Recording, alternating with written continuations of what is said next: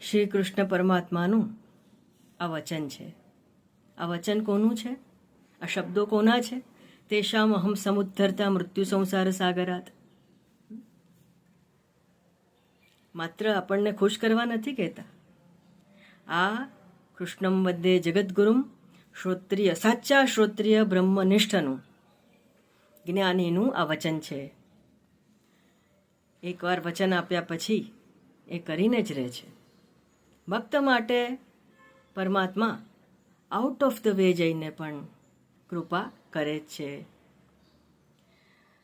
અને તત્ક્ષણ હું થોડી પણ ક્ષણની રાહ જોયા વગર મૃત્યુ સંસાર સાગરથી મારા એ ભક્તને પાર લગાડી દઈશ.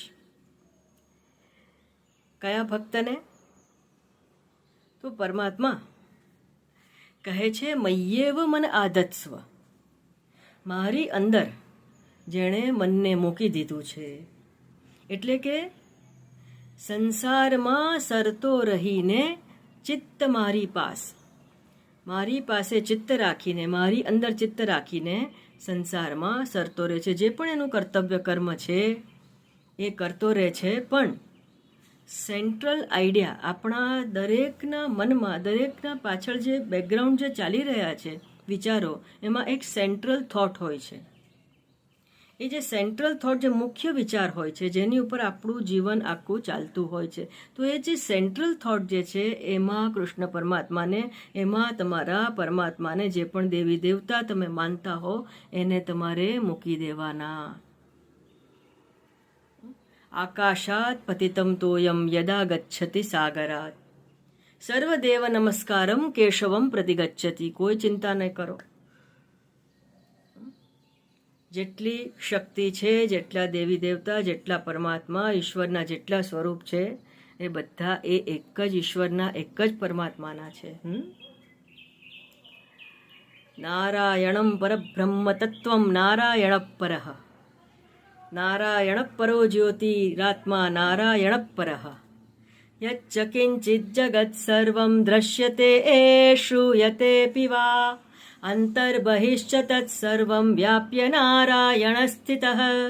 બધું જ નારાયણમય છે. કોઈ પણ પરમાત્માનું નામ લઈ શકાય, એની પણ ચિંતા ન કરતા. કરવાનું છે શું? એ જે તમારા પરમાત્મા છે, જે ઈષ્ટદેવ છે, એની અંદર મય્યેવ મન આધત્સ્વ. કૃષ્ણ પરમાત્મા વ્યાસ ભગવાને એટલા જ માટે લખ્યું છે શ્રી ભગવાન ઉવાચ. પરમાત્માની જે પણ કોઈ શક્તિ છે એ શક્તિમાં તમારું મન મૂકી દો. મયી બુદ્ધિમ નિવેશયા, મન તો મૂકી દીધું.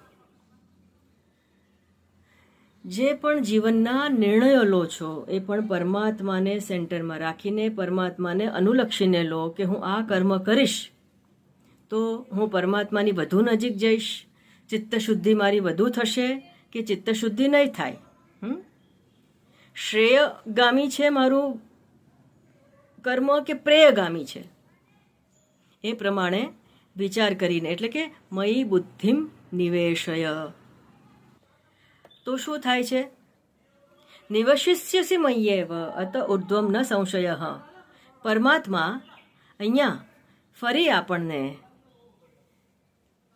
ચિંતા મુક્ત કરે છે, ફરી સાંત્વન આપે છે, ધૈર્ય આપે છે, બાહેધારી આપે છે કે નિવશિષ્યસી મય્યેવ અત ઉર્ધ્વમ ન સંશય. કોઈ સંશય નથી, મને કોઈ સંશય નથી. મારો ભક્ત છે, હું તો તારું તારણ કરવાનો છું, હું તો સંશય મુક્ત જ છું. પરમાત્મા તો સંશય મુક્ત જ હોય. તું પણ સંશય મુક્ત થઈ જા. જ્યારે મને સંશય નથી તો તને પણ કોઈ મારા વચનમાં સંશય ન હોવો જોઈએ. હવે આપણે જે વાત કરી હતી વેલિડ ટિકિટની, તો એ વેલિડ ટિકિટ જ્યારે આપણે લઈએ છીએ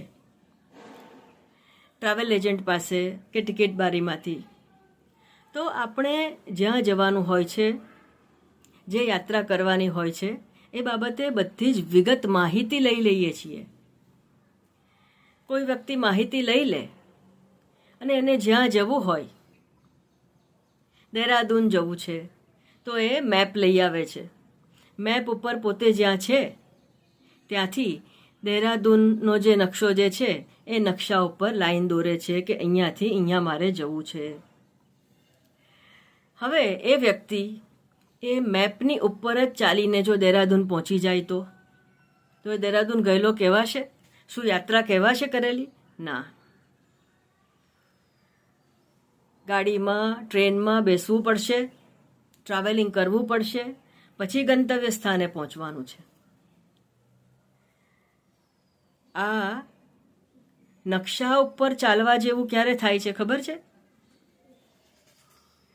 જ્યારે માત્ર શાસ્ત્રનું જ્ઞાન જે છે એ શબ્દ ભંડોળ રૂપે તમે માત્ર સાંભળીને એકત્રિત કરો છો અને કોઈ પણ પ્રકારના સંદર્ભોનું જ્ઞાન ન હોવાથી કયા અર્થ, કયા મંત્રના કયા અર્થો કરવા એનું જ્ઞાન ભાન ન હોય, માત્ર શબ્દ ભંડોળ હોય અને જો એમ માની લો કે મને બ્રહ્મ મળી ગયો છે, મને તો આત્મ સાક્ષાત્કાર થઈ ગયો છે, મને જ્ઞાન મળી ગયું છે, મારા ગુરુએ મને જ્ઞાન આપી દીધું છે તત્વમસી, એટલે હવે હું અહમ બ્રહ્માસ્મી. આ ચિત્ત શુદ્ધિ ન હોય, ભક્તિ યોગની જે ઉપાસના યોગ જે છે, નિષ્કામ કર્મયોગ જે છે, કર્મયોગ, ભક્તિયોગ અને ઉપાસના યોગની ઘાટીમાંથી પસાર થયા વગર માત્ર શાબ્દિક જો અહમ બ્રહ્માસ્મિની વૃત્તિ લઈને બેસી જશો તો એ નકશા પર ચાલીને ગંતવ્ય સ્થાન જવા જેવું હાસ્યાસ્પદ થઈ જશે. શું થશે? જગતમાં હસશે લોકો તમારી ઉપર કે આ તો પેપરના ટુકડા ઉપર ચાલીને કહે છે હું દહેરાદૂન પહોંચી ગયો. બસ એટલું જ હાસ્યાસ્પદ પરમાત્માને પણ લાગે છે જ્યારે ચિત્તશુદ્ધિ વગર, રાગદ્વેષ વગર, એષણાત્રયનો કાયમ માટે ત્યાગ કર્યા વગર હું બ્રહ્મ છું, હું અહમ બ્રહ્માસ્મિ તરીકે પોતાને ગણી લે છે, માની લે છે કે હું બ્રહ્મ છું, તો એવો પરમાત્માની નજરમાં તો હાસ્યાસ્પદ થાય જ છે, જગતમાં પણ એની હાંસી જોડે છે. માટે આપણું એવું ન થાય. માટે હવે કૃષ્ણ પરમાત્મા કહે છે કે ટ્રાવેલિંગ તો કરવું છે, વેલિડ ટિકિટ તો મળી ગઈ. હવે ભક્તોને પ્રશ્ન થાય છે અને પરમાત્મા એ પ્રશ્નોના ઉત્તર રૂપે શું કહે છે એની ઉપર આપણે આગળ વિચાર કરીએ.